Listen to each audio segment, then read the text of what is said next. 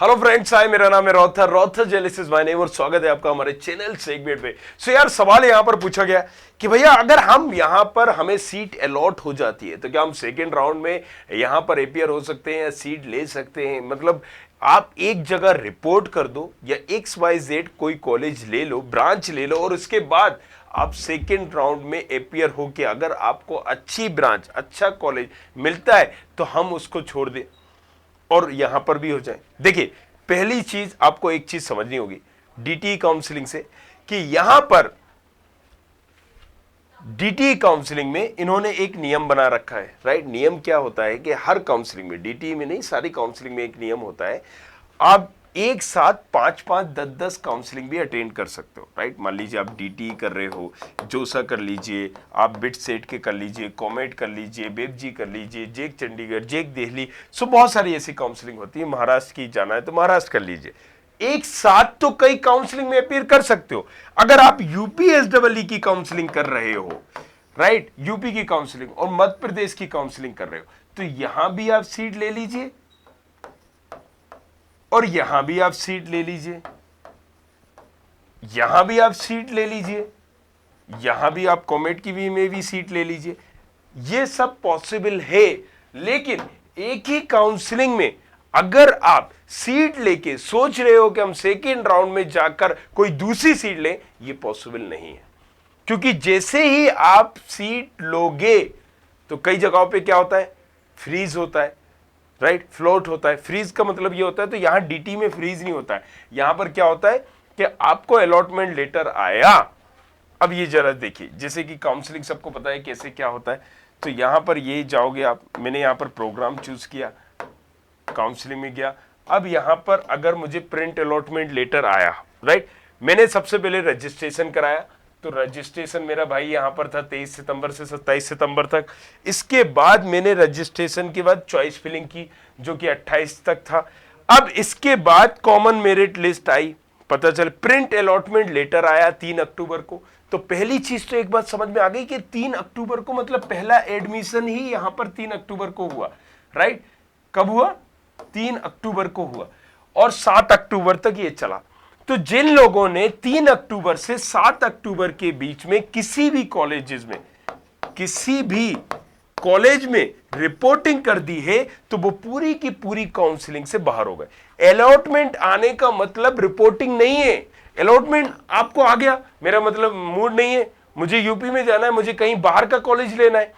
भाई मेरी बात चल रही है यहां पर, मुझे वीआईटी भोपाल लेना है, मान लीजिए एसआरएम लेना है, मुझे बीआईटी लेना है, या कोई और कॉलेज मणिपाल जाना है, या भैया मैं यूपी की काउंसलिंग दे रहा हूं, मैं तो आईटी से एनआईटी ट्रिपल आईटी जोसे के थ्रू ही जाऊंगा।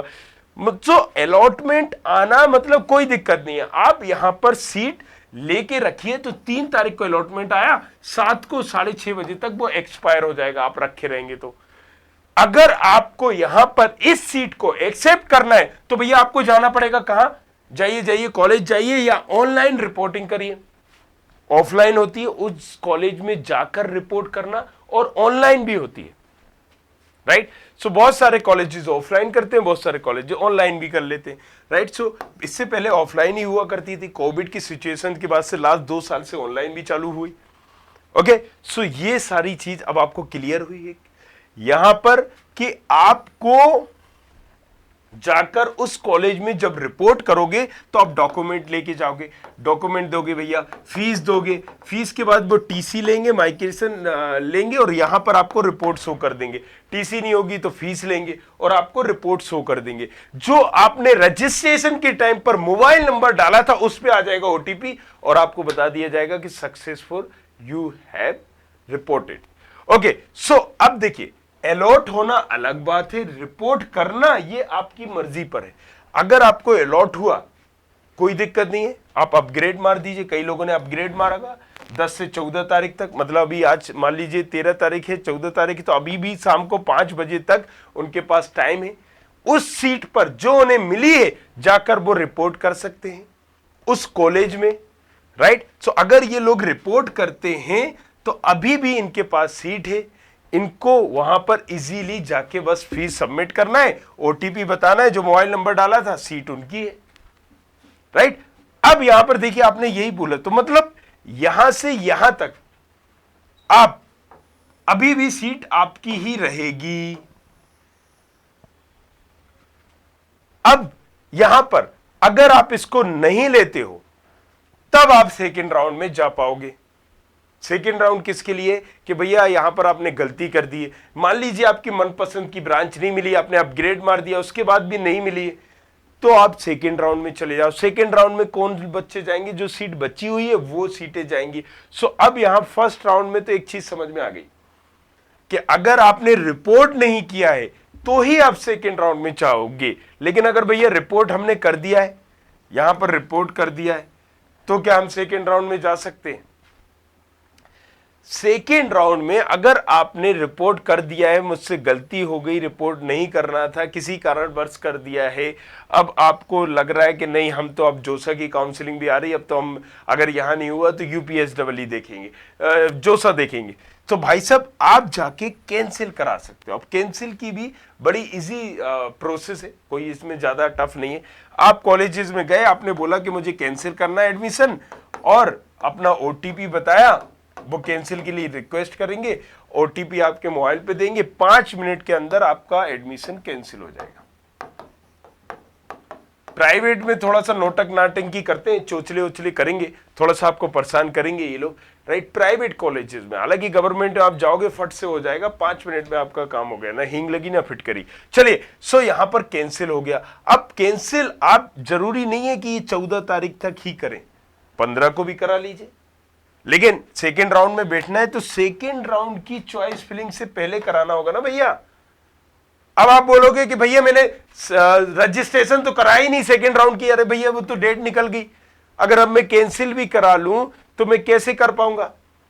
तो मेरे भाई जब तुमने रजिस्ट्रेशन नहीं कराया तो रजिस्ट्रेशन तो था ना, पहली काउंसलिंग का रजिस्ट्रेशन तो है ना। अगर तुमने पहली काउंसलिंग में रजिस्ट्रेशन कराया है तो डॉक्यूमेंट सारी चीजें उनके पास हैं, मतलब जो रजिस्ट्रेशन में पूछी गई है, सेकेंड राउंड में करने की जरूरत नहीं है, राइट। सो और अगर सेकेंड राउंड में करने की जरूरत भी है तो आप उसको कुछ चेंजेस करना है, एडिट रजिस्ट्रेशन में चले जाइए, एडिट रजिस्ट्रेशन में चले जाइए, यहां से आप जाके सेकेंड राउंड में रजिस्ट्रेशन को एडिट भी कर सकते हैं। भाई मैं भूल गया हूं, कुछ सर्टिफिकेट नहीं डाला था, ईडब्ल्यूएस कोटा का सर्टिफिकेट नहीं बना था, अब बन के आ गया है, कोई भी रीजन हो सकता है, तो आपने यहां पर क्या किया कि ये ना दिया, एडिट कर दिया। अभी भी टाइम है, 100 रुपया लगेंगे, मात्र 100 रुपया, और ये हो गया भैया एडिट, राइट। अब चलो यहां पर एडिट हो गया, अब आप चॉइस फिलिंग कर सकते हो। कब तक कर सकते हो? 15 तारीख को रात को 11:45 तक कर सकते हैं,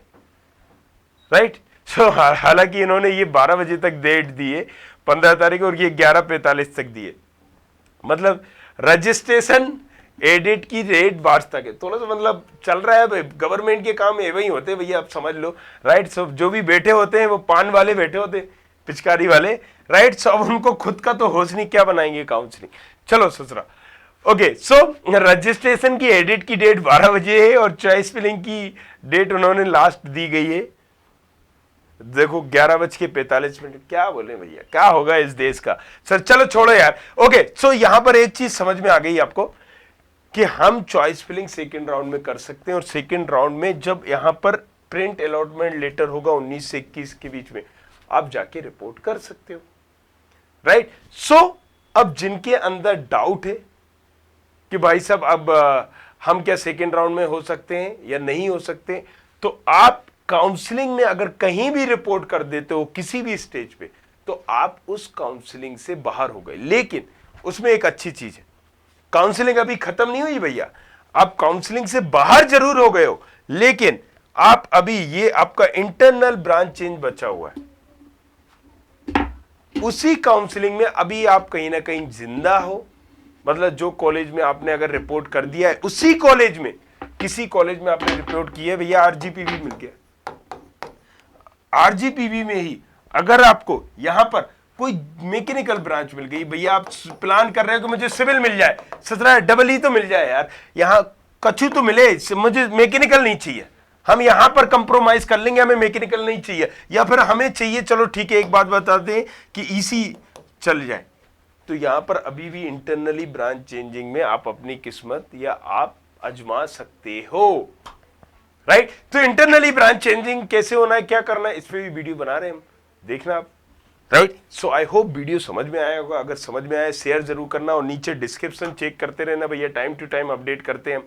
राइट। और अच्छा लगा तो फॉलो कर लो यार, डिटेल सो नीचे दी गई होगी डिटेल। ओके, सो बने रहना यार हमारे साथ, सब्सक्राइब करिए एंड शेयर करिए इस वीडियो को अपने तमाम कलीग दोस्तों के। Thank you very much, thanks.